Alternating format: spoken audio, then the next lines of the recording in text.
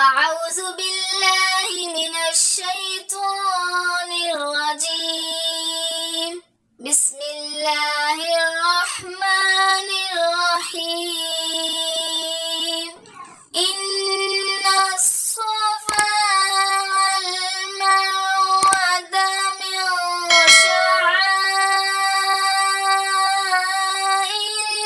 الله، فمن حج البيت أو اعتمر فلا جناح عليه أن يطوف بهما، ومن تطوع خيرا فإن